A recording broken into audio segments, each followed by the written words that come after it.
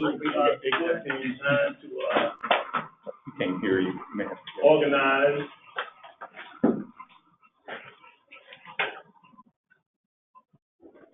I trust that you all have enjoyed all of this free time that night and decided to do that. So,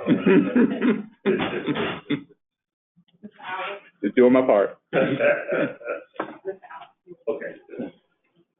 All right, so we are called to order, and again, welcome everyone. This is not a makeup. This is actually our regular board meeting for the month of May. Today we will have comments, or at least we'll open for comments from the public on the budget, and we will receive those today. We also have a court reporter with us, so that we capture those comments and the things that are responded to in that order with accuracy. So with that, I will,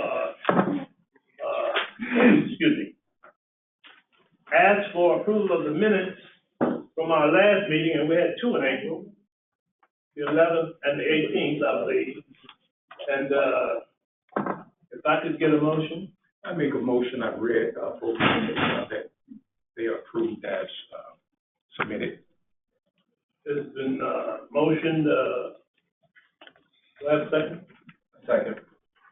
All right. Moved and second properly, and without objection, I'd like to vote on both meetings. Can we do that? We can, that would be fine. Thank you, Delphine. So if you would call the roll, I appreciate Yes, we have a motion from Commissioner Lewis and a second from Commissioner Conyers. I'll call the roll. Commissioner Fraley? Aye. Dr. Smith? Aye. Commissioner Chesnitsky? Aye.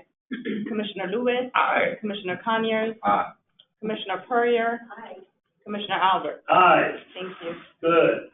We are open now for our public comment period. And, Mr. Chairman? Mr. Chairman, can we please do the public hearing on the FY 2025 budget, please? Sure. Thank you. Sure. And Ms. Court Reporter, if you would please start. Absolutely. So this opens the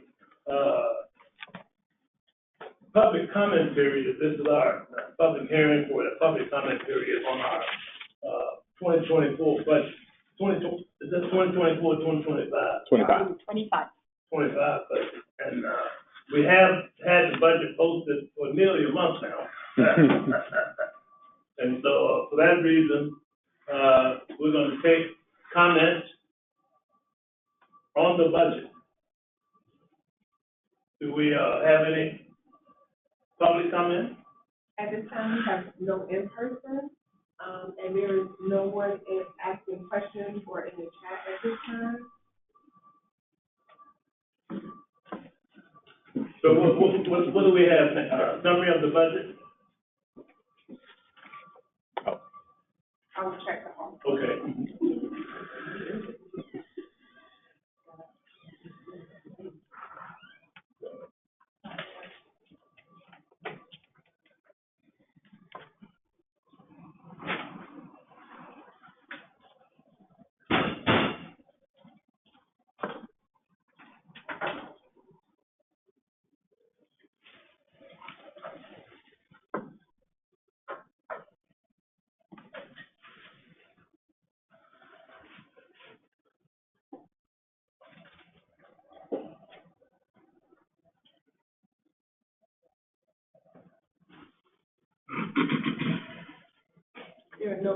There's no one in the hallway, but I'll check the.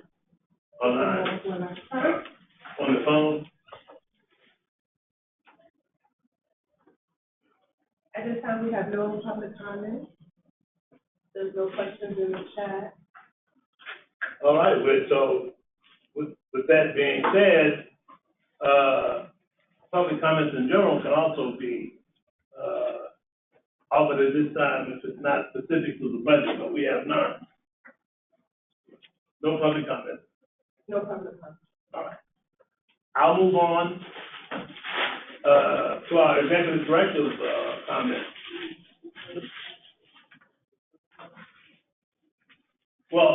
we need to close our public hearing. Yes, sir.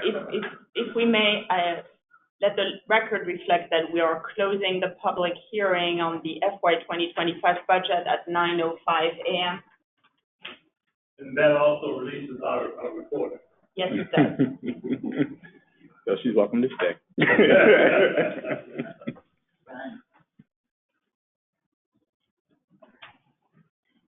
Okay, we're now back on record with our, regular board meeting.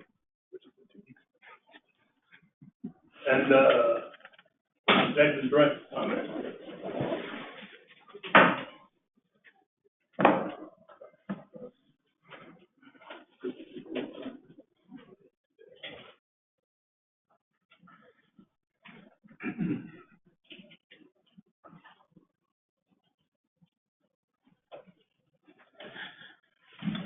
Good morning, everyone, and welcome this morning. And so, yes, we gave a little bit of time off, not much, but we've been very busy. And you know, don't get too comfortable because we just went through the calendar, and we'll see you guys again in 2 weeks. And so, just as we're on the heels of wrapping up the budget hearing, I think in a prior conversation we were talking about the strategic planning piece, which is moving forward, and we're looking pretty good as we try to get to a kind of a all hands meeting around that the end of June. But I did want to note, and I think in the last discussion I did note some programmatic pieces to the budget that are really important, which are search assistance in terms of mobility counseling, dollars aside for funding additional security deposits, obviously some of our development activities, some of our workforce and development opportunities, resident opportunities. The other pieces of the budget, which are noteworthy, are some of the positions that are listed in the FY25 budget, which starts with our chief, the position of chief compliance and performance management. So that is an important role within these organizations. You know, this agency has a number of functions and regulatory requirements that it has to adhere to both at the federal, state, and local levels. And so pulling that all together on an agency, to an agency level, I think is very much important.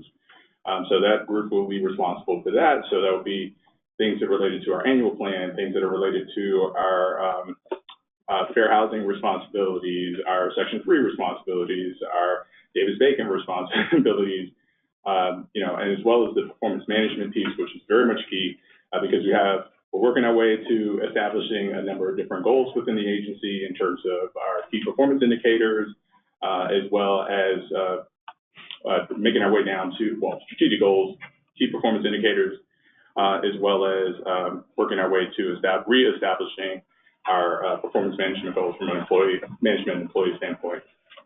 The other piece of that is that we have a position for director of communications and intergovernmental relations, right? So we talked a lot about telling our story. That's the person that's going to help us craft our story and work within the confines of not only just agency, but our communities, and as well as working with City Hall and other stakeholders to make sure that we have a very concise message. And our concise message has already been defined of Norfolk, Richmond, and Washington, D.C., which we consider to be more national, right? And so we have folks in the State House that need to know about our work. We need folks in City Hall that obviously need to understand the types of things we're doing and how we do them, and our constituents, right? I mean, our messaging is very much important to that particular piece, and so that's what we're working through. There's some other pieces around that as well. And so, we're working to make sure that we strengthen these departments. We're working sure that we have a lot of the flexibility that we need to do what we need to do in that regard. The communication piece has not stopped. It's been 6 months since I've been in this role now. Can officially say, I'm not going to say for the record, but probably for the record, I'm tired. But there's a lot of conversations that continue to need to happen, and so we're continuing to spend a lot of time doing that, both here locally, whether it be with council, with the civic leads, which we're starting to engage a little bit more and more in terms of some of our upcoming activities. You know, talking to Virginia Housing, talking to a number of different constituents, both ODU, NSU, talking to folks in the Workforce Council and others, just trying to get really a comprehensive framework in terms of how we work and the opportunities that we provide for our residents. We continue to work through some of the challenges with safety.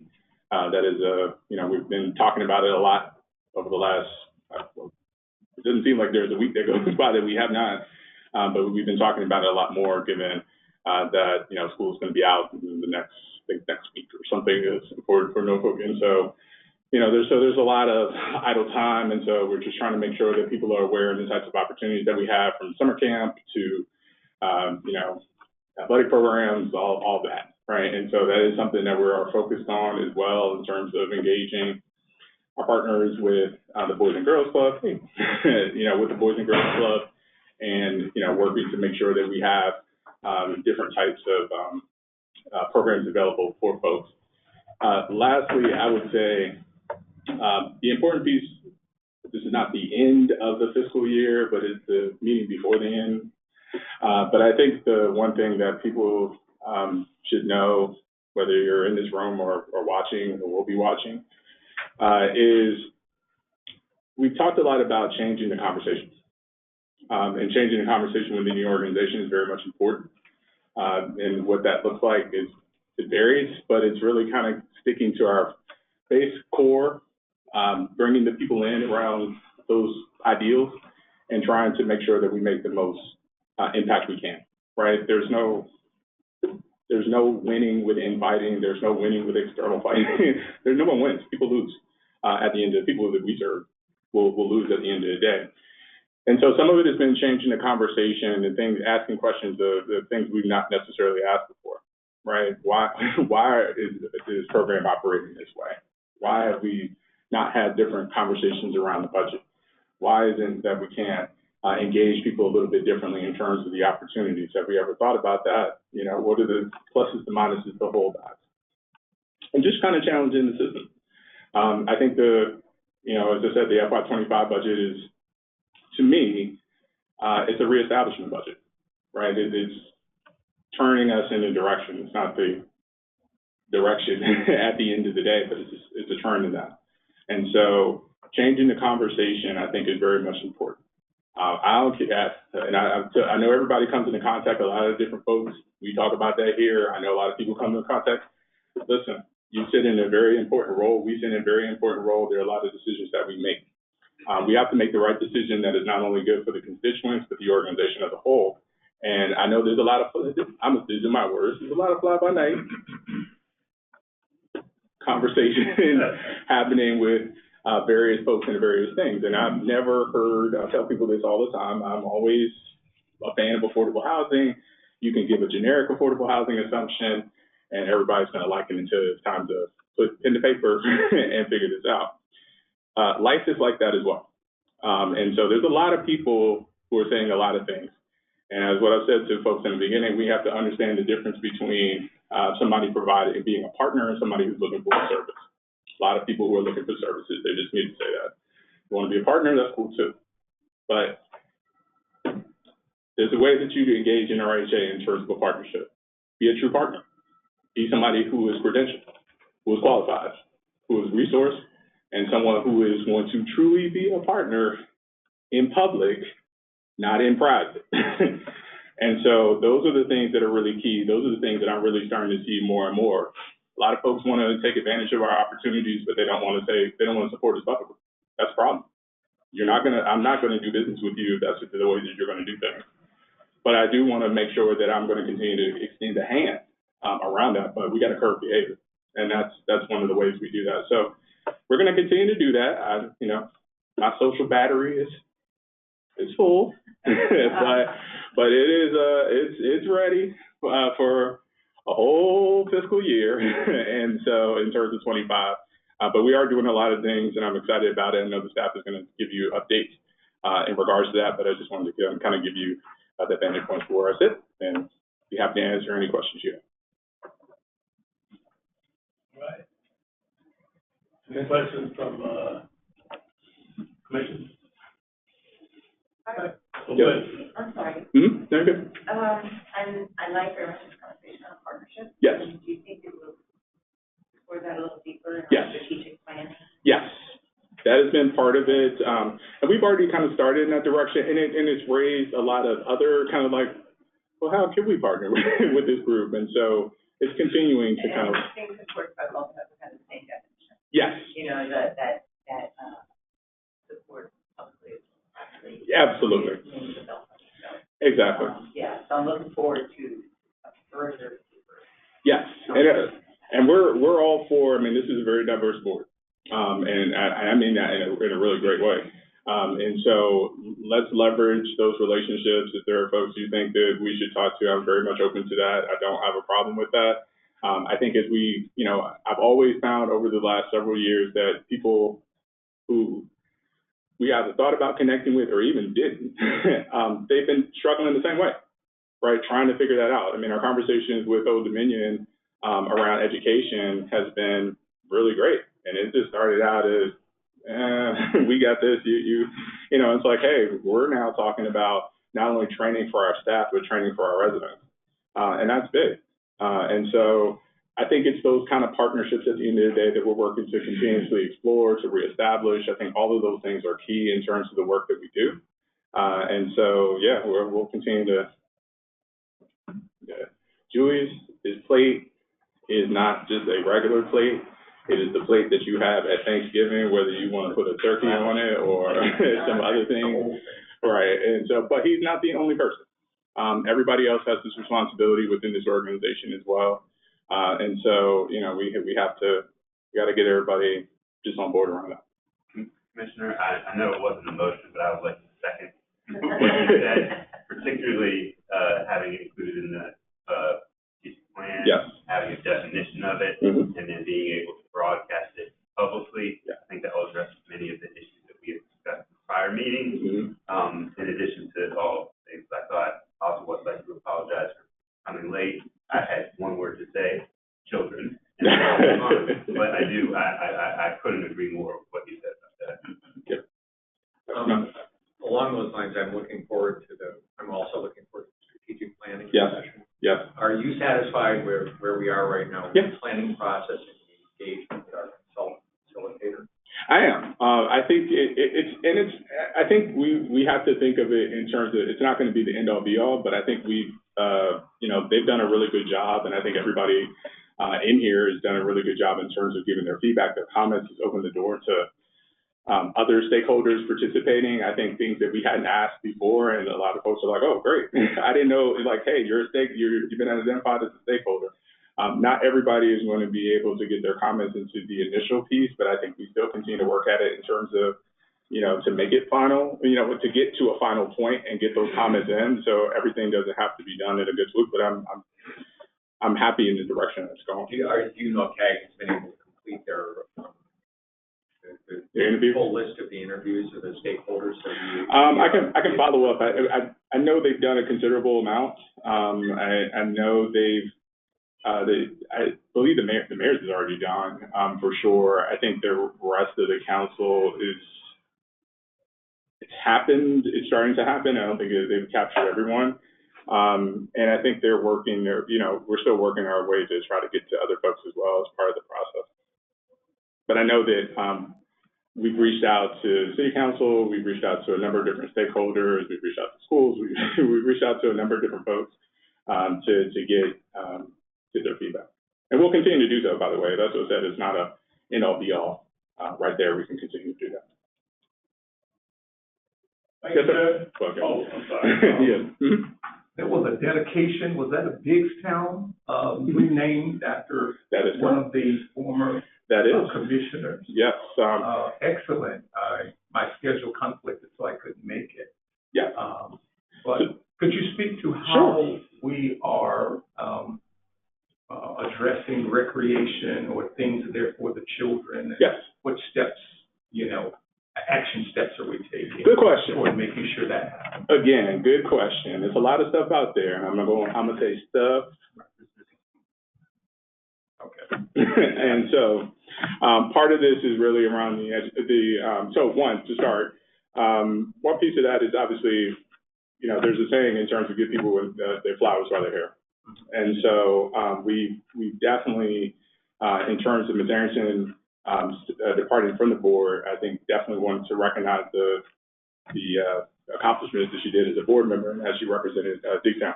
I was quick to say, Sherry knows this, I'm not gonna call her the mayor of Digstown. There'll only be one mayor. I got that. But if there's a close runner-up, it's her. And so, and she, really is a true servant leader, not only just in terms of NRHA and who it serves, but her community as a whole.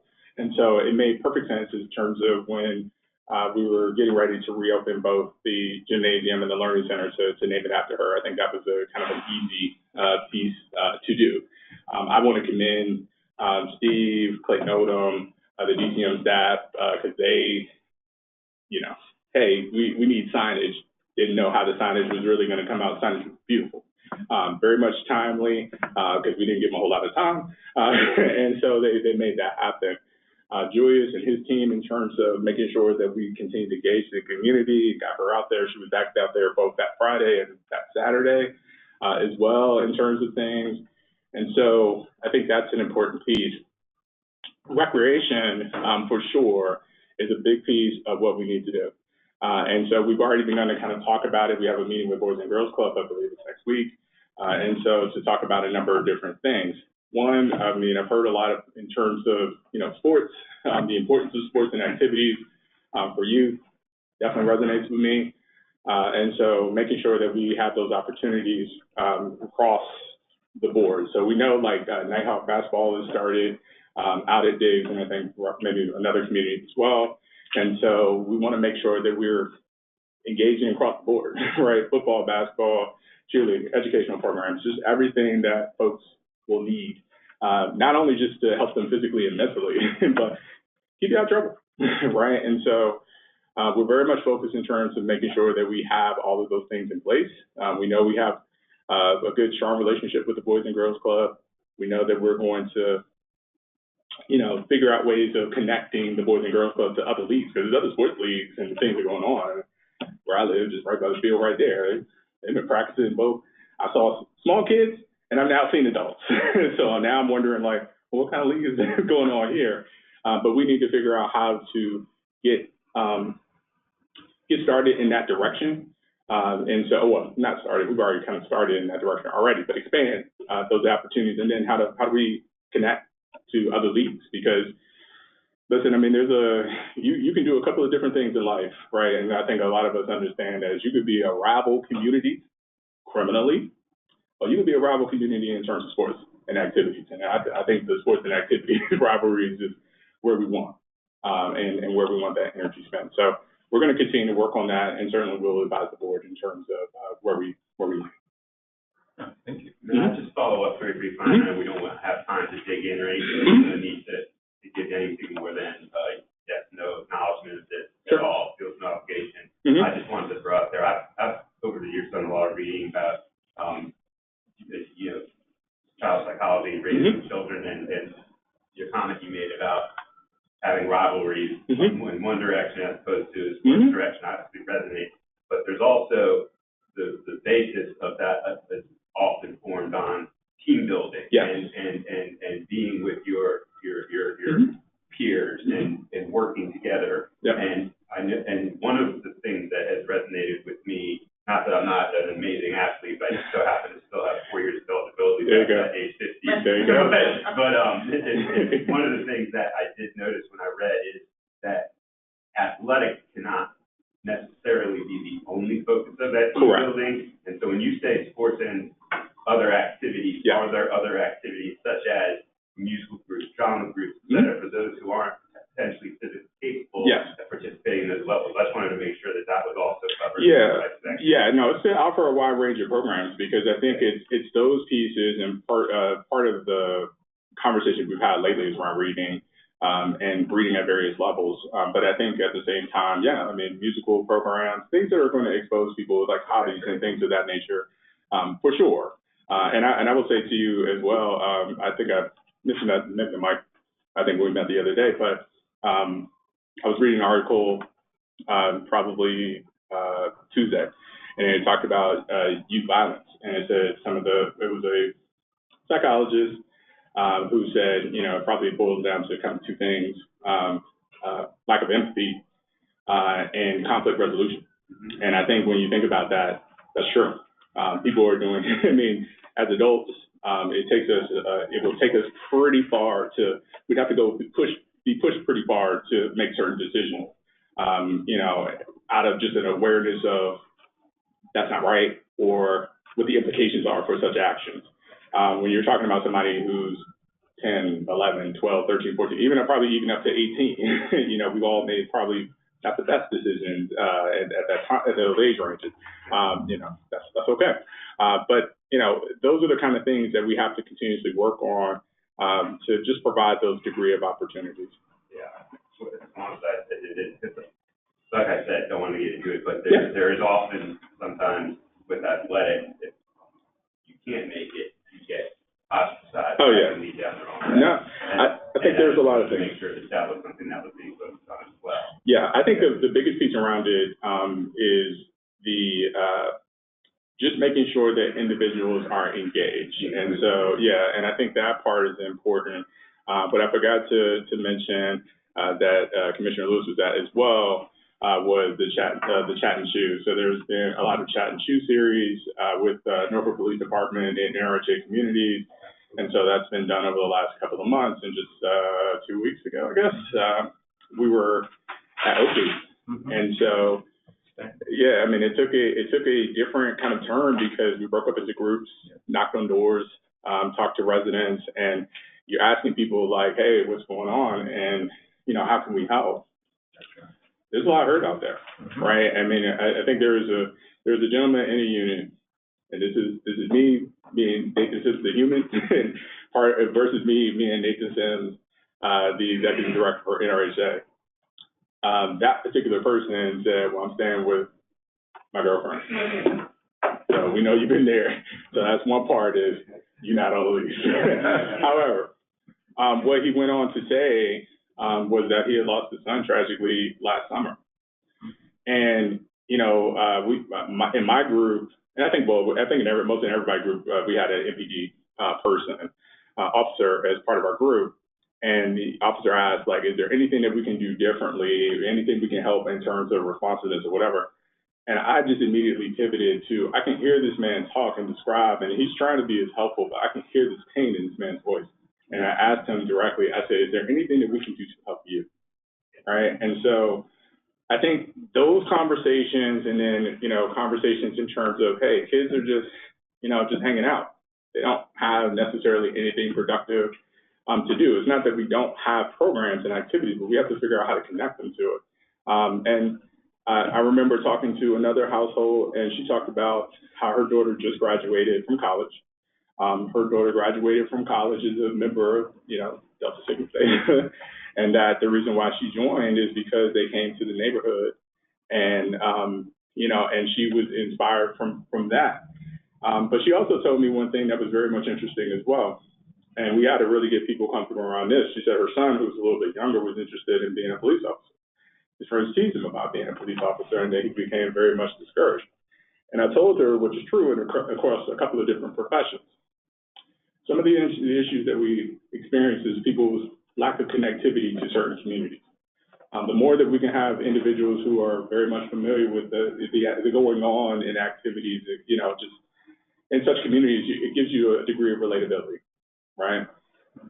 So we need more people, not less, to be involved in those types of things. And you could times that across many different professions, right? You could say, law enforcement or medical or, just anything, right? And so, hey, anything that engages in the public, you want to have more people, not less. So we have to really kind of change that degree of relationship and the thought process around it. But we also have to recognize that, hey, life can pass you by quickly. And they're at a young age where they're very much impressionable, and some of the decisions that they make, again, whether it's lack of empathy or conflict resolution, can result in their loss of life, can result in them going to prison, just a lot of different factors that are just not good. And so we have an opportunity to continue to reach out, work with our partners, and new partners, credentialed partners, by the way. There's a lot of people out here that saying they want to do certain things, and we don't ask, do they have credentials or not?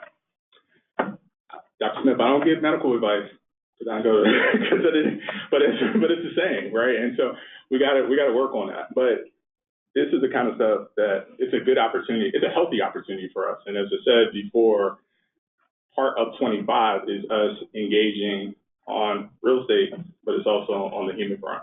And we can do a lot in that short term. I know I feel like Charlie was one sentence and that is what gave rise to my comments or statements or whatever it was. Mm-hmm.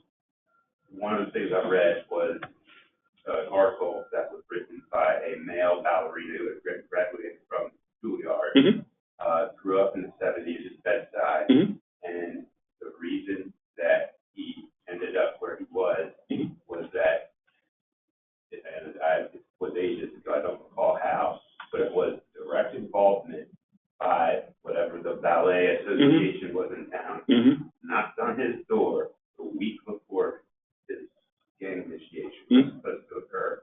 And he said that was a divergence point for him. And he said, and I remember distinctly at the end of the article saying that if he had taken a left instead of a right, he wouldn't be here writing the article today. And those are the kinds of things that sound like you're talking about. Yeah. That's why I don't focus on it. Yep. And for listeners, Tanya, don't want to let you know that the eligibility only exists because of choice, not because you have a public forum. I mean, if you want to appeal to any university or college, I mean, transfer per. But in all seriousness, that resonated with me enough that it's probably 11 years ago I read it, and I still remember that today. Yeah. That urgent point was direct intervention in the community. Yeah, it's a big deal. I'll just briefly, Chair, if you don't mind, briefly share that when we were walking in the community at Oakley, engaging with residents, I mean, it was an awesome experience. When you're knocking on someone's door and then they open the door and the police officer is there with a few other people, at first we had to say, there's not a problem. Even to the police, they took their normal stance when they came to the door. It's like, all right, well, this is but once we kind of broke that barrier down, that we come in peace, and we're just trying to find out. And we were with a young man, Emil Thomas from Julie's staff, and everybody was given a notebook, a little small spiral to write everything down that the residents were saying. And they really were sharing a lot of information. Then we were able to get that information so that it will be kind of worked out together in some kind of format so that we can come back and begin to address those issues. But it was an enjoyable time to be out there with the ED, with residents. It was a big group of us. It was a nice night, too. Yeah, and then they had a lot of pizza that I couldn't eat because I'm vegan, but it was a great event. I would welcome any of you to come and be boots on the ground when those opportunities present themselves. Yep, no problem. And like I said, I mean, I don't know if NBD, we're talking about eligibility and transfer quota or NIL, but Norfolk Police Department is definitely sponsored by Little Caesars. So I'm just going to leave it at that because they give a lot of pizza to this thing. But thank everybody for the time, and I'll turn it to finance. All right. Thank you so much. Thank you.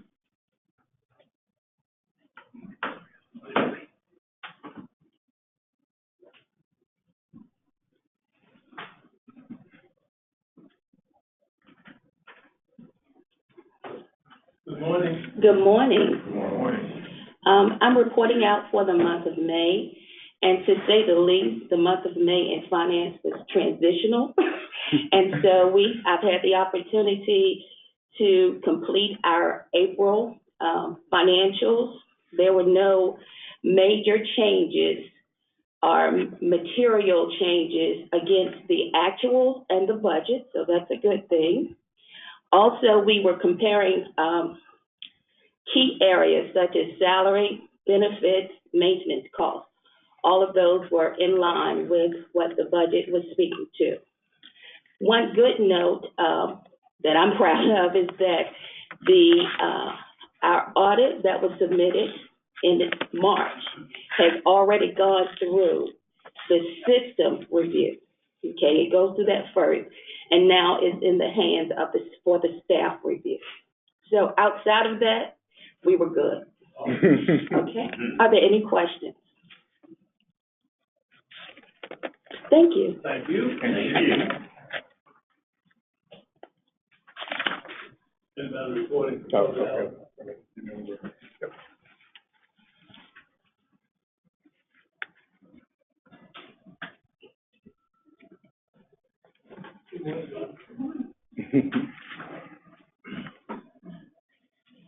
Great morning, everyone. Good morning. It's so good to see you all. I want to open up with this. When I was growing up as a child, one of my favorite TV shows was Mr. Rogers.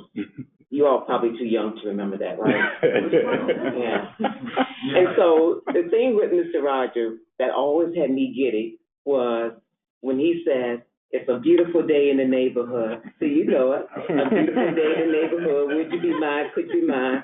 Then so it's a beautiful day in the neighborhood. Won't you be My neighbor. finish it? Be my neighbor. And so that leads into who we are as a property management agency. We recognize that our residents are our neighbors.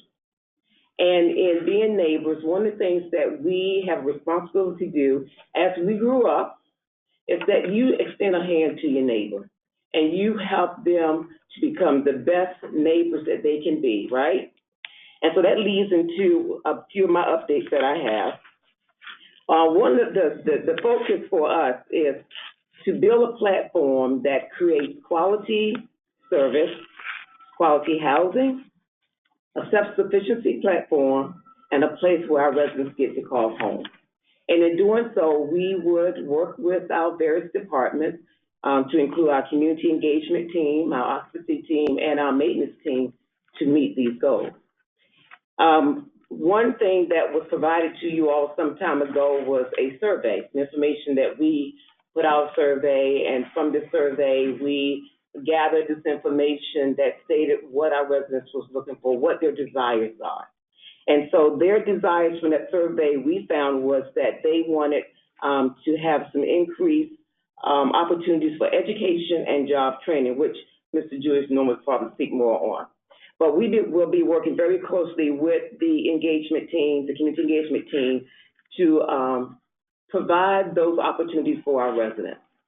Another part of that in providing quality service and a place to get to call home is that we get to work with our maintenance team. Currently, we are under a contract with U.S. Inspection Group. U.S. Inspection Group has been with us for some years, and one of the things that they are required to do is to go into each and every single one of our occupied units, and they do an inspection. With this inspection, it helps us also with our Inspire prior called REACT inspection that we are required to have. And so when USI go in, they have identified those things that we get to work on to make sure that we are providing quality housing for our residents. It will identify the maintenance needs that we need to go in and address as a team as well. And then thirdly, as you all may know, that vacancies has been somewhat of a challenge for us. It has been, but we also have a plan in place. Young Terrace is our community right now that is facing the largest number of vacant units. And so we are going to be doing a open house for them. That's going to be on June the 4th and June the 6th. So if, of course, you are familiar with any families that are looking to be housed, please, by all means, let them know that we will be having that. And that open house will be held right here at our main office on June the 4th and June the 6th from 9 to 10 and 1 to 2. and we will also be offering a, first month's rent. All right, so that way, that should encourage them to help us lease up the units in Young Terrace. Okay? Very good. Any questions? So you guys are having an open house. Where's the location of the open house? It will be here. Yeah. All right. I know we talked about, at one time having, some particular open houses with staging or something actually on site. Is that still an opportunity to do so? Just me thinking about open house, I want to see the house. Yeah. There's an open house, I want to see the house, right? Yeah. So, I just challenge you guys to think about that in a different way, right? Like, of course, you already have what you have going on, but think about, we understand some of the challenges that we have in each particular area. What are we doing to make people feel comfortable? Because we're having off-site conversation about a location, that potentially has opportunities, right? Some of the things are in our control and some of those are not in our control. So I just challenge us to really think about how we present people to make them feel welcome. In my mind, just not speaking as a commissioner, speaking as a person who, potentially be a renter. Once again, I want to see the place, right? Why are we not looking at the actual site and we're talking about the location? So that's one of the things that, that I particularly, just add comment to. Okay. And thank you for bringing that up. And one of the reasons why we're hosting it here is because here we have the capacity and the space to invite a large crowd of applicants to come in. Also, at that time, they can be approved on the spot as long as they bring in all the documentation that is necessary. If they, by chance, want to take a look at the unit, by all means, we will have someone available to also take a look at any particular unit. Yeah, so we have all that covered. And I have one last thing too. The housing operations program, right? You guys are doing a great job with answering tickets. It's almost like a 90% success rate for a lot of the housing that we have. So great job. One of the things that I see that really stuck out to me was 5 apartments. They have like 55% completion rate within 24 hours. Is there any particular reason why that particular site? If you don't have the answer now, that's fine. But I just wanted to know if I could get some feedback on the particular why we have such a large variance from all the other completion rates within all the other places. I do not have an answer for you on that right now. However, a lot of times it does have to do with just making sure that the tickets are getting entered. It's not that we're not addressing the residents, because we are on a daily basis. Because if we weren't, you always know about it, right? So we are definitely addressing them. It's just sometimes has to do with entry. We only have one manager over there who tries to make sure that she is, getting all the information in on a timely manner, but they all overall do a good job with closing out our work orders. Looks good other than that, though. Thank you so much. Very good. I would like to maybe piggyback a little bit on what Commissioner Terrion was speaking about. I've asked on a couple of occasions that we might be able to set a date where we could come to Young Terrace and have our commissioners meeting, as well as do a walkthrough of all of the services that are being provided there. Some of them I've forgotten, but I think it would be worthwhile for the board to see. The medical facility, I believe Mr. Norman and I spoke about, as well as Ms. Yvette, that the food pantry is up and operating in full swing. Yeah. So we were kind of waiting for that to be open so we could see how that is functioning. I guess it's supported by the food bank.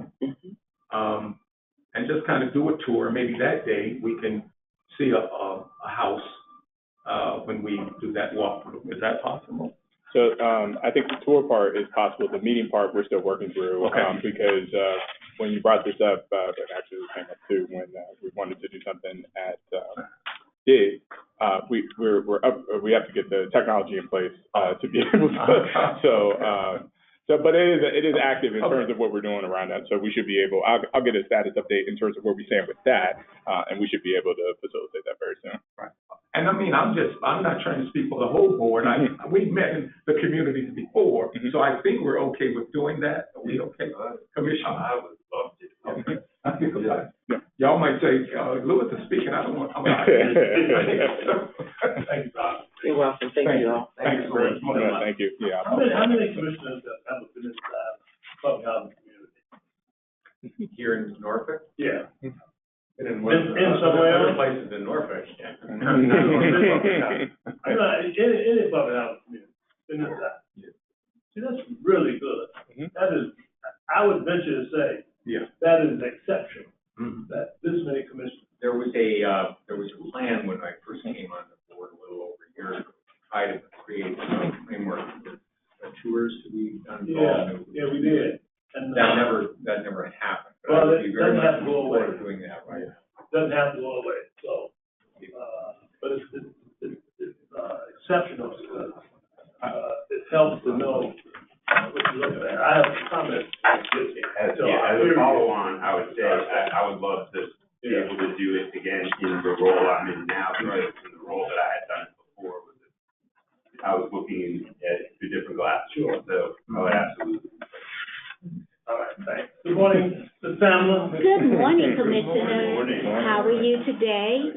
I'd just like to continue on what Mrs. Fleming said about the neighborhood, because the Housing Choice Voucher Program, of course, we don't own the properties, but we do work diligently to ensure that our voucher participants live in affordable, decent, and sanitary housing. And in order to do that, we have moved forward within the Housing Choice Voucher Program, and we've actually created a new division which consists of the former Occupancy Department and the Housing Choice Voucher Department. The division is called the Rental Assistance Program, and additionally, 3 new interim directors have been named. Jamie Fleetwood as the interim occupancy director, Janine Taylor-Smith as the interim tenant-based program director, and Deborah Jenkins as the interim project-based voucher and special programs director. And with the collaboration of the 2 departments, we're going to do an awesome job in helping our applicants be referred to our public housing communities, our project-based voucher communities, and also vouchers. We're excited to say that we have fully leased our Reunion Senior Living Apartments, and we have a lot of our former Tidewater Garden Public Housing Program participants that have the project-based vouchers that live there, as well as our tenant-based voucher holders. And if you have the opportunity to visit there, you would just be amazed. It is a beautiful facility. The actual details in putting this complex together is just awesome.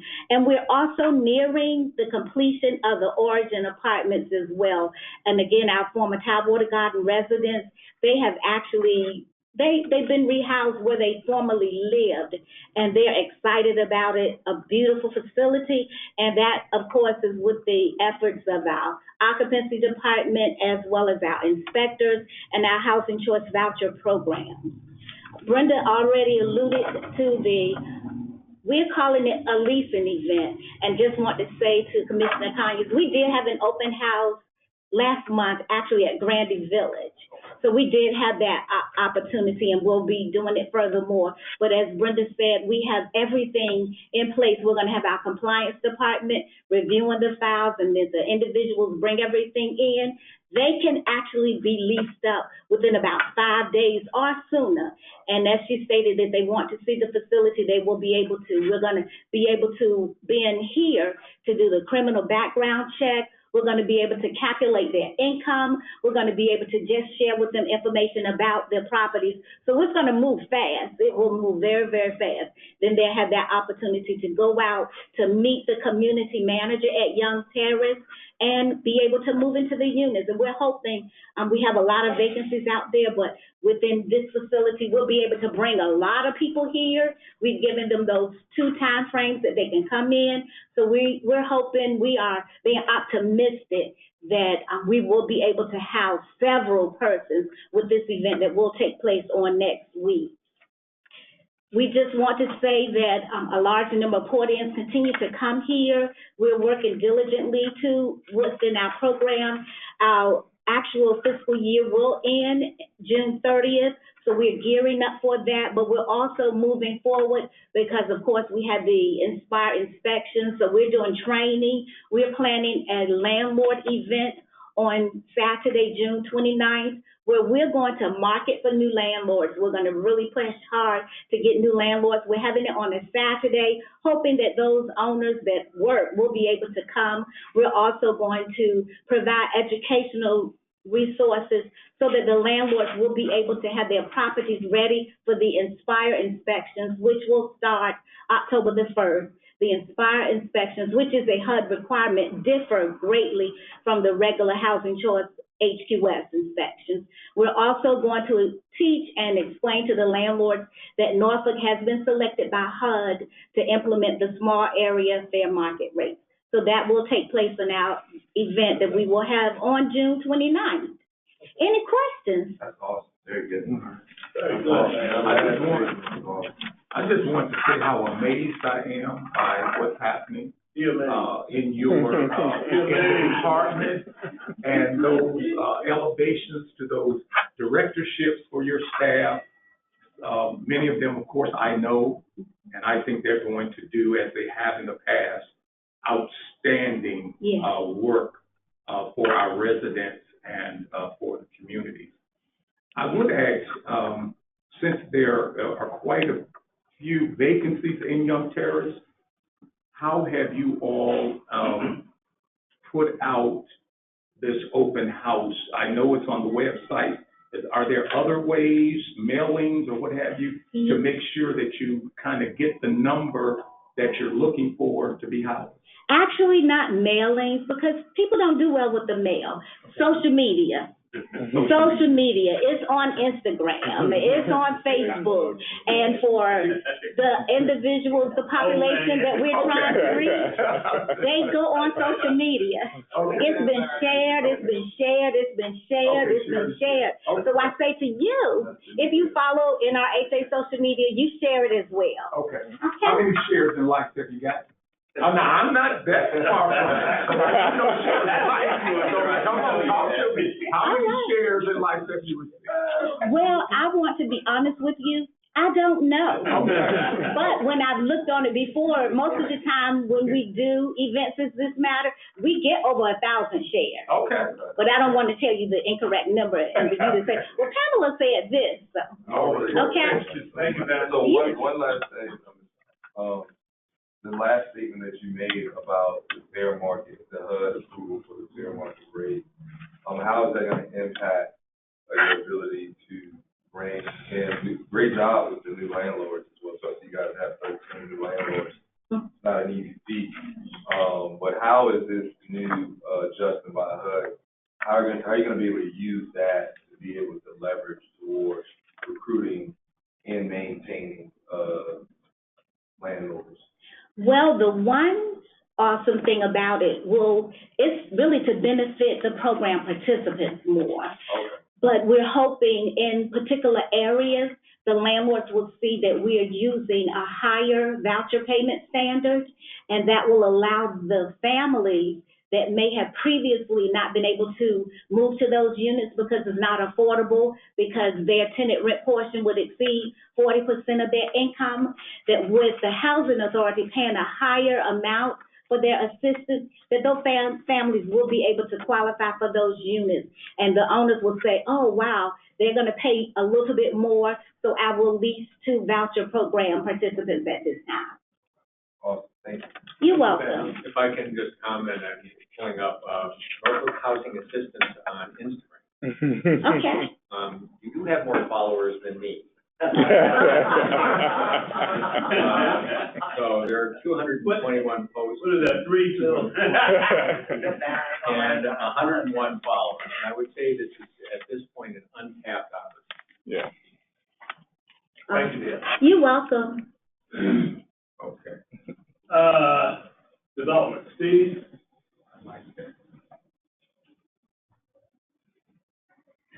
Let me just say, as Steve is coming, I really tried to be a little loose with our comments this morning, but commissioners, you do have a period in this agenda where you can, speak.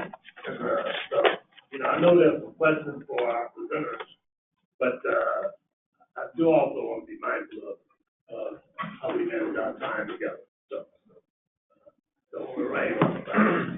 Good morning. Thank you. I just want to highlight a few things today, but first, it's good to follow Pam with what she was noting over at the CNI project with the lease up. So that is the phase one on site that's nearing full lease up. So good job to her staff, as well as to the developer and really to the Franklin Johnson Group, the property managers over there on getting that property leased up. We are also one of the technically off-site projects, which is part of our CNI project, the Aspire development. Pam's group has the wait list open on that, and they are beginning lease up also over there. The project-based voucher units, which are there's 21 over there, and those are the replacement units for our choice project. Those should be ready for move-in in July, and we are already working with the staff over there, as well as the residents to get folks on the wait list and to start pulling folks down from the wait list for lease up. So phase one, you know, nearing completion. Next project with Aspire, getting ready to lease up. We have phase two on site under construction. You can see it out the window. They are going vertical. And so there are two buildings as part of that development, 140 units. The first building is set to open in July of next year, and the second building in October. Those are the outside dates. I hope maybe it'll be a little bit sooner than those, but we have to be a little bit conservative just because of weather or other delays that may happen.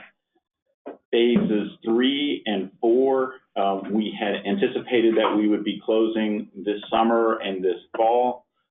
We were been delayed slightly because of the city infrastructure project. When they got their bids back, they were way over the budget. And to the city's credit, they were able to basically go under the sofa, get the funds, but it delayed them for about 6 months. So our closings have been delayed a little bit. So right now, our phase 3 project over at CNI is set to close now in January of 2025. And phase 4 shortly thereafter in about April or May of 2025. Like I said, both projects are ready and moving forward. We've got a lot of work this summer on getting the final financial approvals for both projects in place so that we can achieve the close, but we're looking in pretty good. We worked on closing all the gaps on those projects, and they had been quite significant. And so this summer is finalizing the closing of the gaps so that we can close and get under construction early next year. I want to highlight June is home ownership month, and with our home and HomeNet program, we are working on a number of closings for first-time home buyers through the home program. Last year we did 11 cases in total. We have already met that number, but we have another 9 folks that are currently under contract. We expect 7 of those to close in the month of June. That's sort of our top priority at the moment in making sure that we get those contracts to full. So staff is working hard on that. We also have 2 events planned, one on June 20th at Grandy, and it's a first-time homebuyer event. Again, the program staff will be out there to going over the HomeNet and home program for first-time homebuyers. And then on June 24th at Slover, and I do have handouts on those. I'll make sure that those get to the board. We're actually doing a slightly different program, and it's more about folks that are already first-time home buyers that are already in their houses and sort of protecting their wealth. The little things that, you know, not little, but sometimes big things, sort of the estate planning, wills and trusts, power of attorney, you know, just making sure that they're protecting their asset. So sort of a secondary part, you know, the first part being is helping first-time homeowners get into homes. And the second part is then making sure or helping or assisting folks to make sure they stay in their homes. And because there's a lot of obviously things that happen through life that could bring that at risk. So for June. Those two events are being planned and set up, and again, we're approaching it from that standpoint. Want to also highlight the mid-rises. We are moving forward with the work to do a RAD conversion, RAD/Section 18 disposition conversion. And what that means is for Partray and Sykes, we have design teams working there now, and we will be at the June meetings for the residents to bring the initial work to get the additional resident input. We've been out to the sites multiple times with the residents, have done surveys, have had the design team interact with the residents there, and again, getting the information necessary to do the full rehabs of the buildings. We will likely be coming to the board next month for a resolution for moving forward with a RAD application. It's sort of a first step that we want to make sure that we get in place with HUD. And what that allows us to do is then staff to continue to work on the project, on the RAD component of this. It will also give us hopefully some breathing room with respect to getting the units notified as modernization, so we can hold a few more of the units vacant out there in front of relocation next year. Another project we are working on, we'll be at the development subcommittee in June with, is Moton. Moton Circle, former public housing community. We actually tore it down back in 2009, 2010. And that site, we've already replaced a number of the units there as part of the Broad Creek project, those 50 of the units. So we have basically a 10 to 11 acre site that the conversation since that time with the city have been to do a market rate housing project there. It's gone through fits and starts over the past 10 years.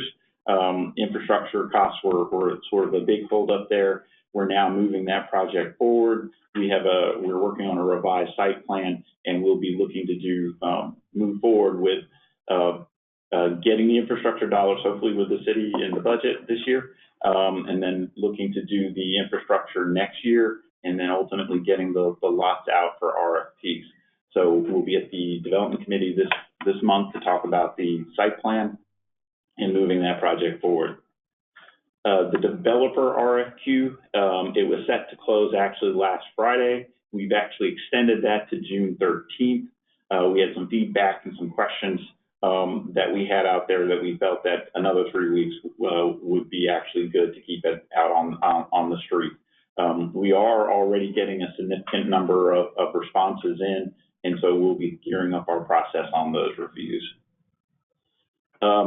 There will be probably a lot more next month. We're working on a lot of items at the moment, some planning items, project overall reviews on our entire portfolio. And so we'll be at the development subcommittee going over those and have more information to the board on those in the coming months. With that, I just want to open it up for questions. The Moulton Park site, are we still looking at the market rate single family development? Correct. Along those lines, there will be a public-private partnership in the development of that? We will RFP the site, yes. So I guess the public side of that is we'll be doing the infrastructure, and then we'll RFP the lots, and then we'll control the process on the development. And the RFPs will go out when? We've got a little bit on that. My preference would be to get the infrastructure work planned out, if not underway, before we get the lots ready, and then put the lots out in a package. So that could be late next year. Was that project referenced in the recent developer? Yeah. Mm-hmm. What? Mm-hmm. See, just curiosity, I don't expect you necessarily know the answer to this, but Moulton is adjacent to some other city properties that were slated for development, I'll say. Has any consideration been given to what's anticipated at the city-owned sites relative to what we are hoping to accomplish at Moulton? Yes, we are actually working with the city, and they'll be part of our work moving forward with the site plan. A big part of it is the city has acquired the Globe Iron site. And so we've already been in discussions and working with them about what we want to do on our site to make sure that it meshes and merges with what they do ultimately do and how they plan out their site. We do expect we do anticipate that the two planning, projects will merge together so that we'll have a single plan for the area. All right, sir. Thank you. Thank you very much, Steve. I'm just happy I got to go before Julius. He's always a hard act to follow. Morning. I'll keep with the theme. I'm sorry, I said that wrong. I'll keep with the theme. It's a great day in the neighborhood. Yes.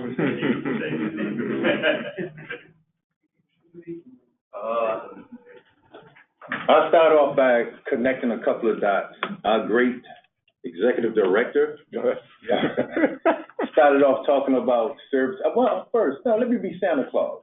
So that means I can cover some things with some gifts going around the room.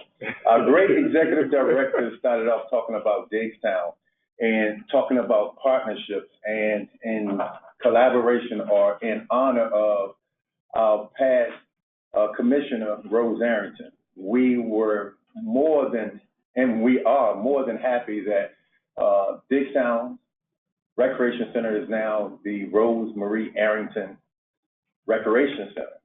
And we have a partnership with the Boys and Girls Club of America that actually provides the services to youth in the Digstown area. Those activities, now I'm saying it, Commissioner Lewis. Yes, sir. Those activities are more than just recreation activities. When we look at the recreation activities, I am happy to say we're looking at going in a direction that we should have gone in a long time ago in terms of providing services to kids. Kids who have memberships at the Rose Marie Arrington Recreation Center Boys and Girls Club, not only do they have it at Digstown, but that membership extends to Berkeley. That's one of those, did you know? Did you know that once you have a membership at Digstown Boys and Girls Club, you also have that membership in Berkeley? Why? Because they're servicing kids that are between the ages of 6 to 12 years old. Great opportunity for us that our kids not only are in the Digstown area, but those kids actually go interact with kids out in the Berkeley Southside Boys and Girls Club. Our kids are interacting. Right now, Digstown Boys and Girls Club, Rose Marie Arrington Recreation Center serves roughly 60 kids that are between the ages of 6 to 12. They serve an additional 57 kids a day that are between the ages of 13 to 17. And in the evening time, they're serving 35 kids who are between the ages of 17 to 24. That's considered a night hawk, and they're running that on Tuesday and Thursday. In addition to that, it's more than just recreation. During the daytime, their facility is open for events and activities and partnerships that's being used by Norfolk Redevelopment and Housing Authority's client services, where we're doing job training, vocational opportunity training. We're also including what we call leadership opportunities, working with our TFCs. And most importantly, we have a mental health facility partner that's right there on the site that utilizes the resource center. So it's more than just throwing the basketballs out. It's a whole comprehensive program that people can be involved in. And we have space and opportunities that we have what's called a core team. And that core team is made up of residents and partnerships of businesses and organizations throughout the community that meet and talk about services that they can lend to Norfolk Redevelopment and Housing Authority. So the facility is being used regularly. Is there more opportunities that other partners can join? Yes. That's the importance of having the core team where you can sit and communicate and talk to your neighbors about how we can create healthy initiatives, and healthy opportunities for our residents in the community. So that's what's happening at the Boys and Girls Club. In addition, imagine this. Oh, we have a Boys and Girls Club in Randy Village, and we also have one in Young. Keeping with the same concept that the kids in Digstown can now go over to Berkeley and have actual opportunities to communicate and engage with other kids. Now these communities, in terms of Boys and Girls Club, have opened up what they call interagency activities. The Boys and Girls Club in Digstown, Randy Village, Berkeley, and Digstown now actually participate in youth sports. And we have extended that to some Saturdays. Basketball season is over. Now they're creating a league for soccer. That's the great thing about it, that our kids are no longer just put in just one area. They have an opportunity to engage with kids throughout all the different communities. And we're more than open to partnerships to extend to even further help our initiatives in the community to help our residents become healthy and well and get rid of this territorial issue. So thank you to our wonderful executive director who opened that up in terms of partnership. So that's where we are. So Digstown, following up with the last time we met, we talked about transportation for food insecurities in Hunter Square, Young's Terrace, and Calvert. The transportation has started. The numbers aren't as booming as we would like. However, it's being utilized, and now we are more in our modification stage. We're going to see what it looks like the first of the month, which is now, because when we actually started, we didn't start until roughly about the 3rd. And this time we have an opportunity to see what it's like for the whole month. So the numbers are the highest in Hunter Square. And there's been other residents that have been asking for transportation from other communities, but we only targeted Young, Calvert, and we targeted, of course, Hunter Square, Calvert, and Young. So we just targeted those particular communities. Switching gears, we're talking about backyard barbecue. So we actually, when we say backyard barbecue, we actually doing backyard barbecues.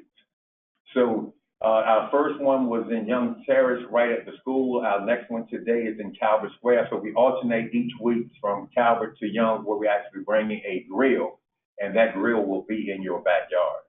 Why is that important? Is because we're gathering information. We pull the grill up to your backyard, and we cook roughly about 150 hamburgers and hot dogs, chips, and drinks.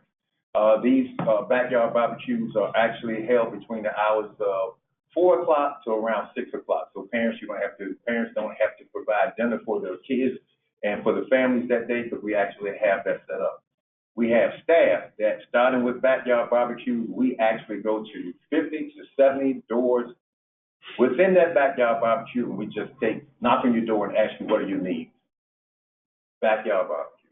We're getting information to ask you, how can we better serve you? And most importantly, we're putting information in hands to tell people about the services that we actually provide with Norfolk Redevelopment and Housing Authority, from workforce development to youth services to anything you can imagine. In addition to that, this is where I'm playing Santa Claus. One of my colleagues said, what are we doing for HCV? We're actually having a backyard barbecue for HCV at Lakewood Park. And what's the date, Ms. Pam? July the 11th. On July the 11th, we're having a backyard barbecue, and that's going to be open to all HCV residents, where we can talk to them about all the different services that will be available to you from Norfolk Redevelopment and Housing Authority. Very quick question, sorry. Yes, sir. Yes, sir. Could it be possible for someone to push out the time, date, and locations of each of those? So if a commissioner would like to attend, they have the opportunity to. If someone could push out an email, just with those, that would be wonderful. Glad you asked. We do have that available, and we're going to push that out. And that would include what blocks we're on for our backyard barbecue. So when we look at the backyard barbecues and the reason we set that particular number is the strategy behind it. We know we roughly have take Calvert Square, we know we have roughly between 300, 315 units. So with our particular staff doubling up, we're actually able to do 60 to 70 units based on, this is a number we got from the city of Norfolk. They did our household, say there's roughly about 2.5 members in each household. So that's why we capped it at that number of hot dog and hamburger. Now, once they run out, we'll take your name and number, and we'll try to get you a hot dog and hamburger another time. But at the next one, there you go. So that's how we're doing it. But we do have the addresses, and today is going to be. I don't want to give you a wrong address what block we're in today, because Commissioner Lewis, you'll write that down. You told me. So I won't give you the block, but if you see me when I leave from here, I'll make sure I have the block for you. So we have the backyard barbecue, and that's made available so we can get information about how we can better serve. It's at the 900 block of Tidewater Drive today. So that's where we are today. Please feel free. Tidewater Drive.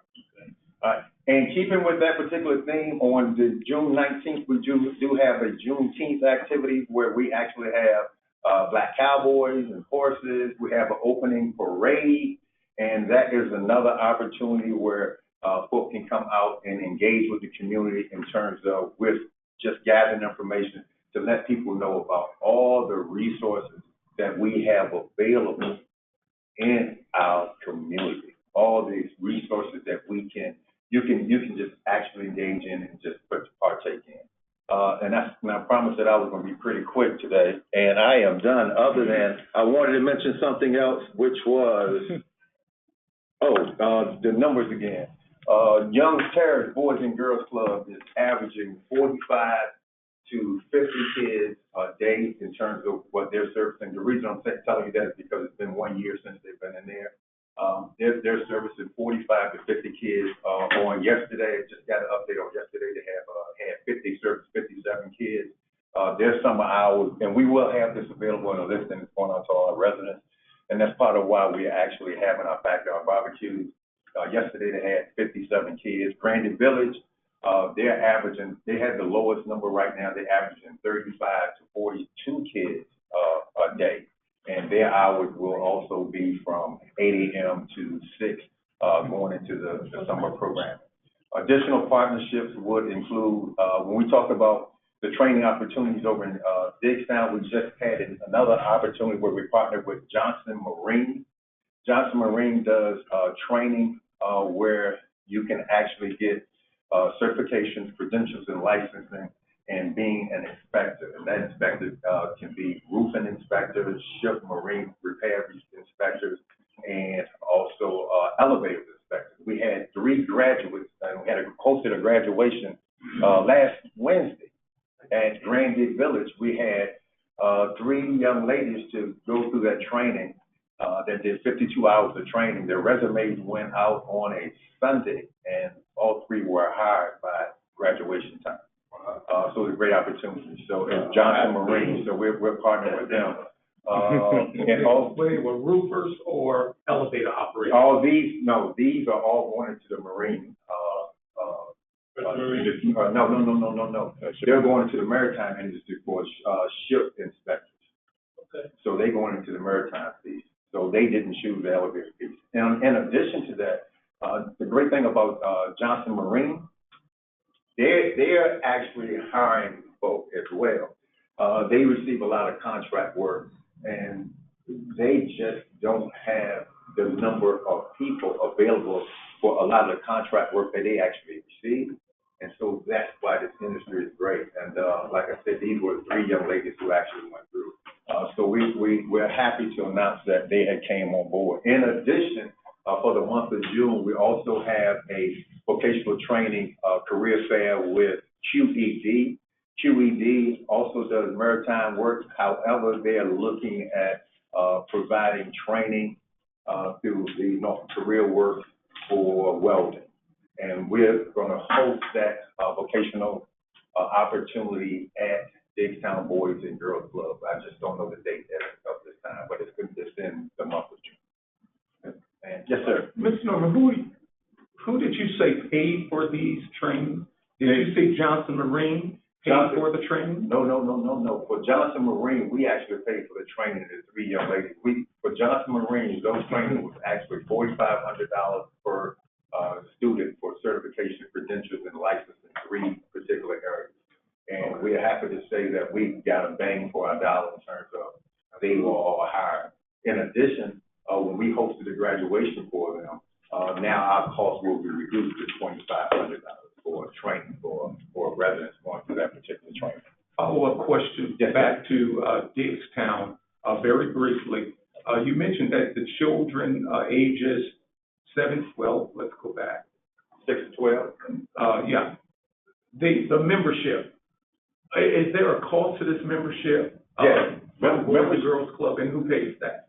Membership for Boys and Girls Club for Diggstown, residents pay their own membership for that. However, we provide assistance to them if they need it.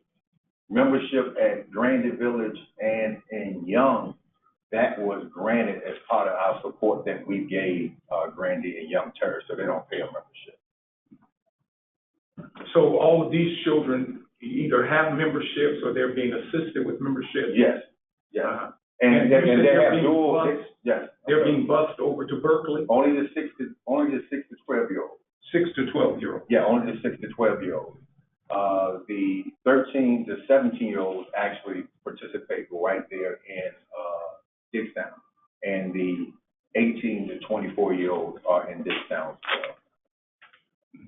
And however, whatever the age group is, they all can use both programs, both sites.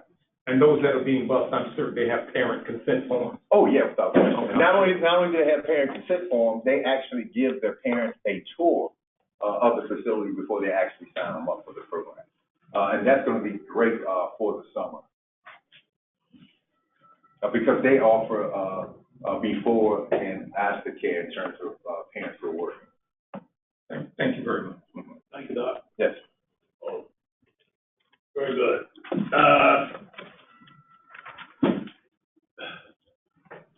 Any committee update or report, board committee? We've had our ongoing meetings of the finance committee, and I applaud the executive director and the interim finance director for helping us through the challenging transitional month of May. And we've got a meeting scheduled next week. So we're staying engaged. Good. Earl, do you have anything else? No, I think it's pretty much covered right now. Key word, staying engaged, that's good. Adam, have you gotten a committee assignment? I did. We have to set time to meet. Okay. Not yet, but I have given my assignment. Good. I am so assigned, sir. Albert? My word today is just amazement. I'm just amazed by the board committees that I've met with, both project inclusion with Mr. Norman, yourself, and the ED. I'm amazed at the progress that we're making with the economic inclusion. We are developing a mission and vision statement that we're making a great deal of progress on related to diversity, equity, and inclusion. We kind of just talked about we want to move from where we are, engage with shareholders and others. We talked about not just giving people what we think they want, but we're going to be doing kind of a data collection and analysis so we can get kind of a base of where we are and where we're trying to move forward with our citizens. I agree, and I've been in constant dialogue with the city. Yeah. To both respect and engage our goals regarding economic inclusion, and they've kind of up the ante. I did have an ordinance that the city passed regarding procurement. I think I gave one copy. Yes. And so it really was encouraging to see that. So thank you, Albert. Yes, thank you. Carry on, anything? No. Your committee? Yeah, no update from our committee. We'll meet on the 10th. Yeah, we'll meet on the 10th. Okay. And then we'll have further updates, but a lot to talk about in discuss. So we'll brief everyone once we meet and get everything together. But a lot of Public Housing Committee also, we met. Oh, I'm sorry. Yeah, and, again, amazed at the information that's being brought to the table and shared, with by, Steve and, Karen and Yvette. Amy, I know sometimes she has to come in on, Zoom, but we're getting the job done. And I'm just amazed at the information and how we're moving forward, with issues and addressing issues that's facing our public housing, communities. I think we're doing a fantastic job with that. Awesome. And HCD continues to meet with the help of Alan, and we really spent the last few months talking about kind of these strategic issues around application, waitlist, access. So we're looking to do that, and Pam has done a great job in kind of picking out topic issues and walking us through that. We see that. I will tell you that the safety and community engagement, we're just we haven't met. We need to figure out how to get engaged. Yeah. We're working on that. Yeah, we It's think that timing. there's potential timing, and we think there's potential to have it be more than just a report out of the incidents, so that it's we want more than that. But I think until we can define articulate what we want, we just need to just keep those, just defer those meetings until we figure out what we want, So, thanks. All right. Is that it? That would be it. Thank you. Thank you. And before we go into closed session, I would just add that the partnership that Nathan and Julie talked about, I think expands our ability to innovate and give our communities improved perspectives on resources that are available, non-traditional resources that may be available, and as I said, as you expand partnerships, you do also expand your ability to innovate. I didn't have a Mr. Rogers experience, but I can tell you that I was very much aware of people who had something to offer the community, really kind of brought their skill sets to Public Square, and they shared their insights, their skill sets, and I think our community continues to benefit from that. I always love programs that offer college options and resources, because when I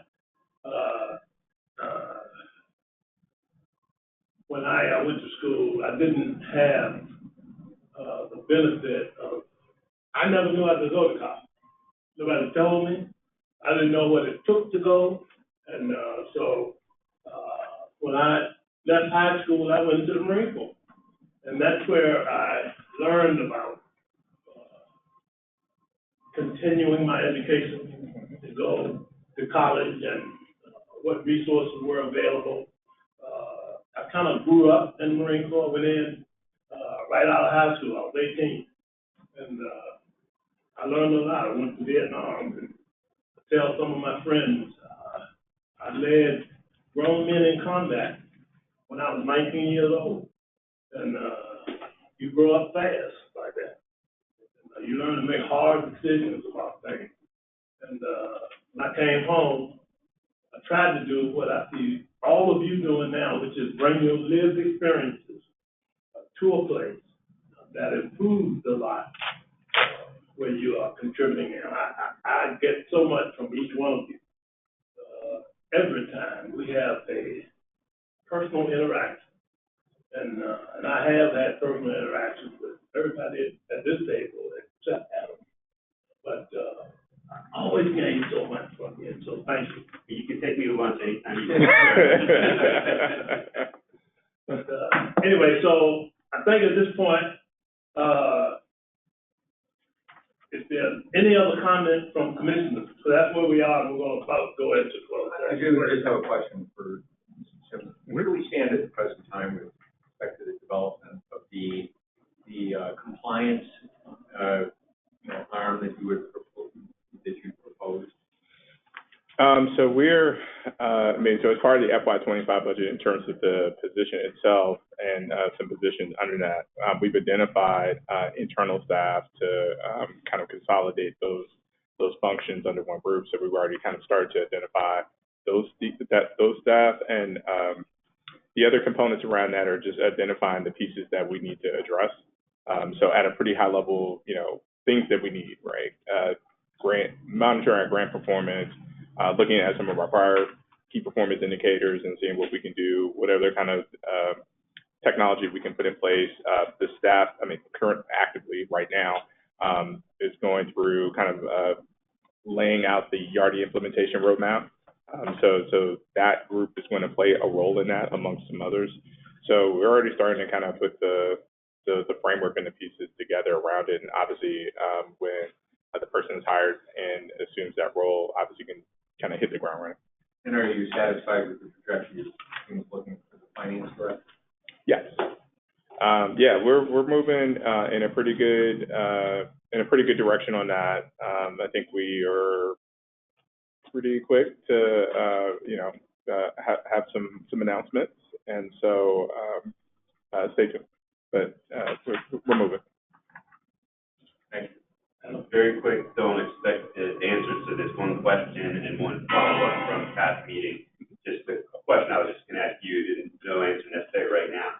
You were talking about the numbers of participants in the Boys and Girls Club from each area. I would be curious to know if there was a way, even if it was just an estimate, of what percentage of that age group is being represented by 34 this year, 34 out of how many?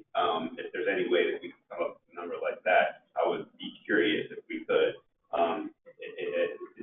Even if it's, like I said, just kind of a shot in the dark if we don't have exact numbers, because 34 out of 34 is a lot different than 34 out of 1,000. And, we want to look, I would be curious about that. The only other thing is just I would like to follow up. I remember there was a request for an acronym manual last meeting. No, I think it went out. It went out. I may have missed it, and it's. No, we'll make sure it gets resent, but it did go out. It's not one of the attachments that, okay, great, okay. Yeah, No, I was actually getting ready to thank, Joni? Okay, I apologize Yeah. for missing it. No, it's okay. My apologies. No, we'll make sure you get it. I just have one thing, Mr. Julius. Do we have summer jobs still? I know that was a thing in those communities. Is that still a thing? I know we talk about like summer, programs and activities. Summer jobs, I know, a lot of the communities back in the day when I was younger, you could get a summer job.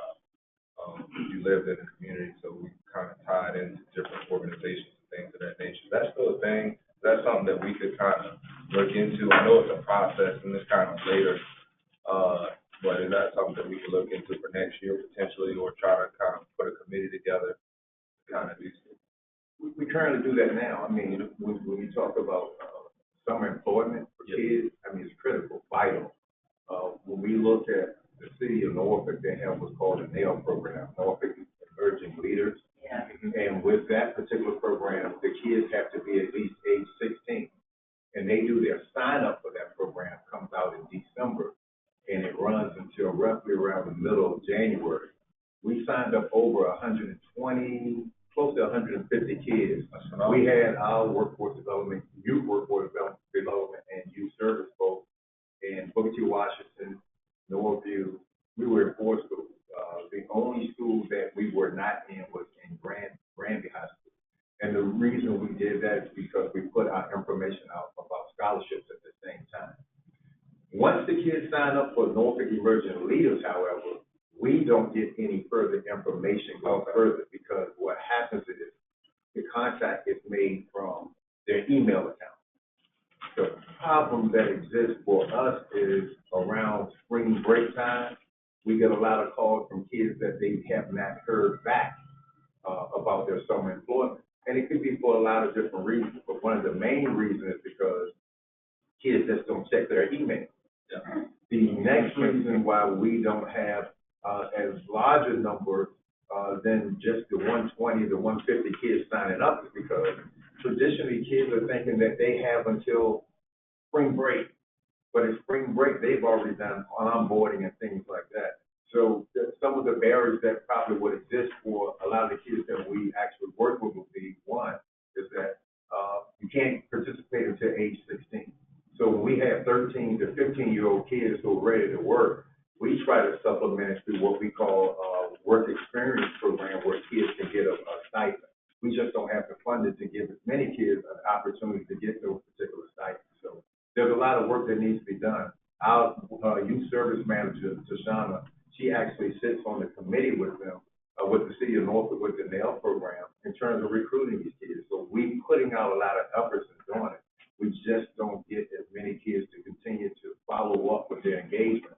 And we just can't be as engaged as we need to be in terms of getting the information that goes directly to their email, because Where's the gap?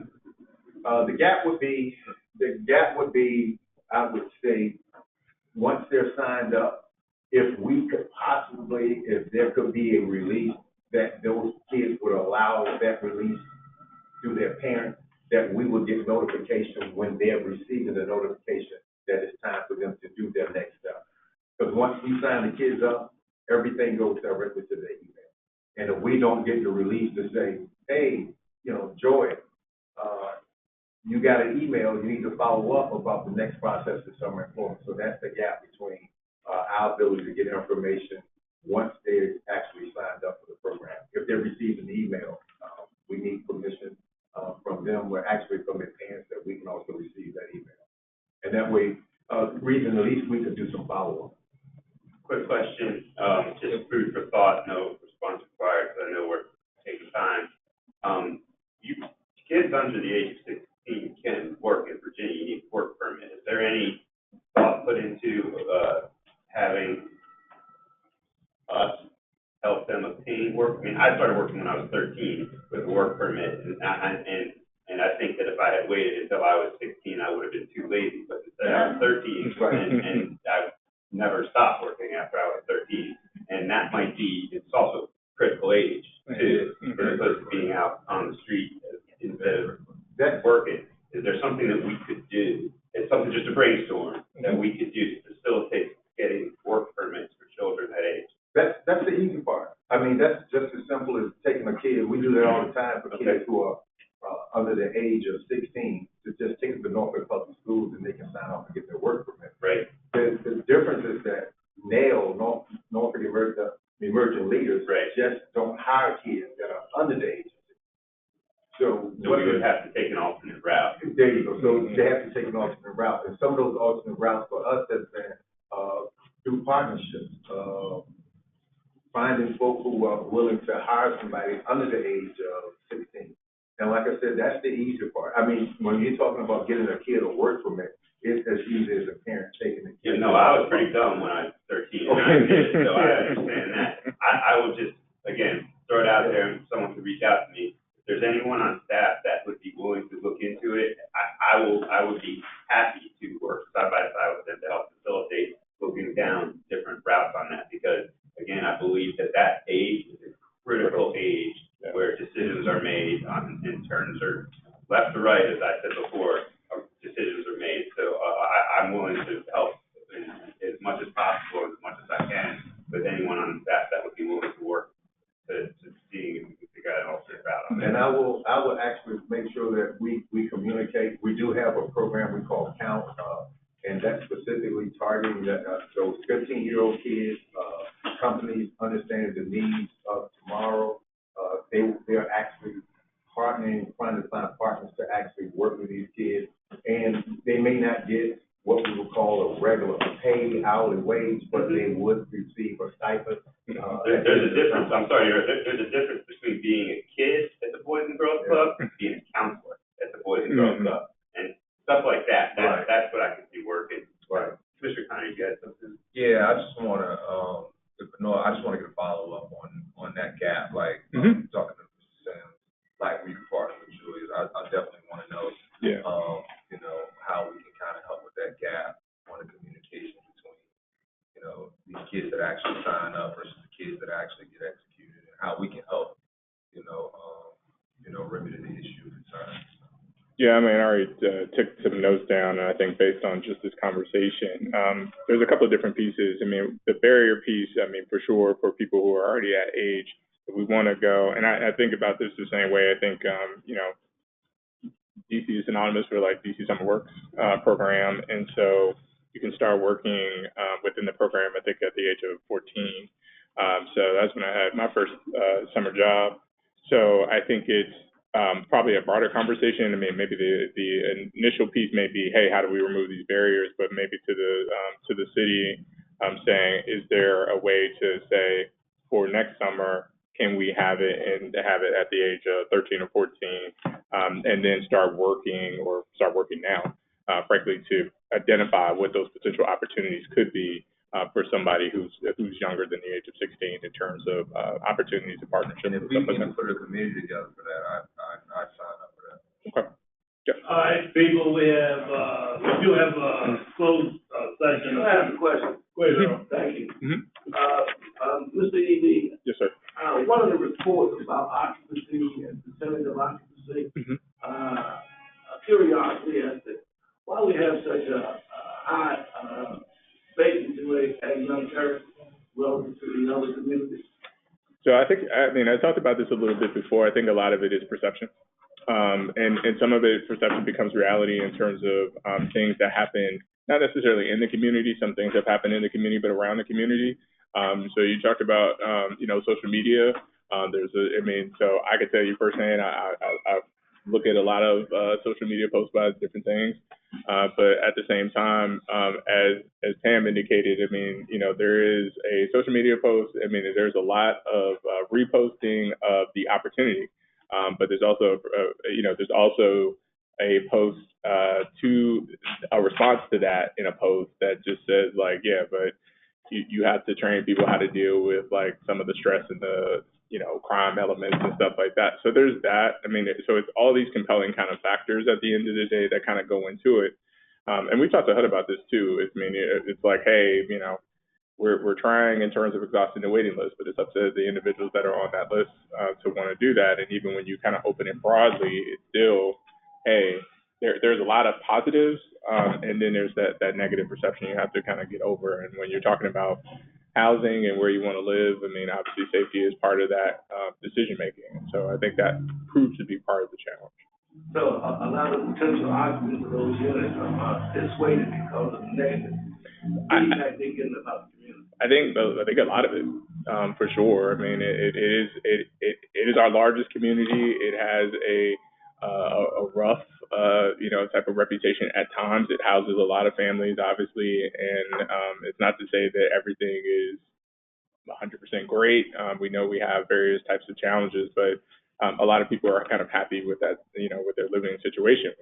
We got Calvert, like just a couple blocks down. It's not the same type of issue. So it proves to be a bit of a challenge. I think we just continue to kind of work through it and see where we go. And you'll be briefed soon by Nathan Earl on some strategies that impact that. He just hasn't said it publicly, but you will be briefed soon on some strategies. Am I right, Nathan? That impact that. So you'll see what it is. You know what I mean? Well, I haven't heard you put it in words and reflecting back on what the local news media has projected in the recent past. And thought about it from that perspective, but I can see how that could dissuade. Yeah, and it's tough. Yeah. And if you think about it, just real quick, if you see some of the coverage, some of the stuff may not, and I've been here a short period of time, but some of the stuff may not happen in the community. But even if you're looking at on television, it's a shot of our community within that feed, right? And so it's not to say things don't happen. We obviously are working closely with, within the property management with NPD and with others to try to, encourage folks to go a different kind of route and not pursue those types of criminal elements. But it's hard. It's really hard at the end of the day to really kind of say, that's what I said, we got two communities right there. We have challenges clearly, but we don't have the same in terms of the vacancy at Calvert as we do at Young. Thank you. Thank you, Mr. Chairman. Yeah. Okay, we do have a closed session, and, I'm gonna ask Ms. Carnes if she would, read us in. Yeah. There's no closed session, No, not on my agenda either, but it was added. okay. And, It was added, there was an updated report circulated with Well, I that guess addition. it didn't, Yes. the one I got doesn't have it either, Amy. Okay. But it was added. Yeah, we do, yeah, yeah. I did, I guess that report then was not in the. I don't know. Okay, yeah. Okay, 10:45, resolution convening a closed meeting on May 30th, 2024. Be it resolved that the authority will convene in a closed meeting pursuant to the Virginia Freedom of Information Act as amended, the act, to discuss the following matters, which are specifically exempted from public disclosure by the code section referred to below. Personnel matters involving the assignment, appointment, promotion, demotion, performance, salaries, or resignation of employees of the authority as authorized by section 2.2-3711A1 of the Act. May I have a motion, please? I motion. Second? Second. Move to second.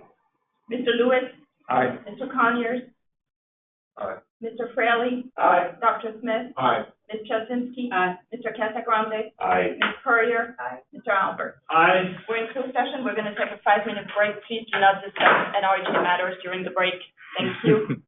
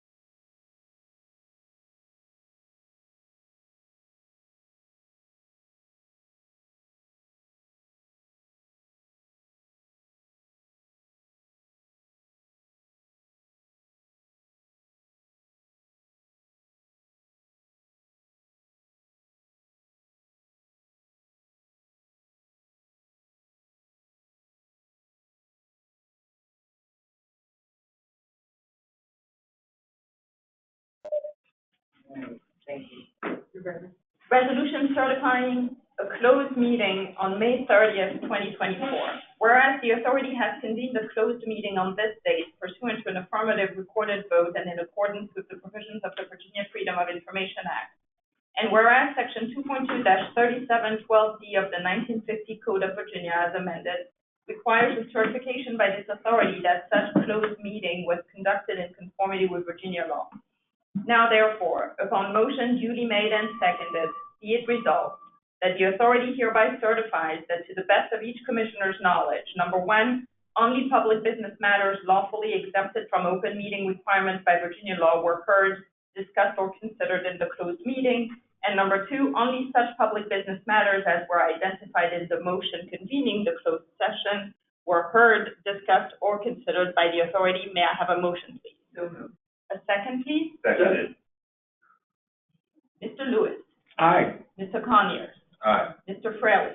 Aye. Dr. Smith. Aye. Ms. Chudzinski. Aye. Mr. Casagrande. Aye. Ms. Puryear. Aye. Mr. Albert. Aye. Thank you. Okay.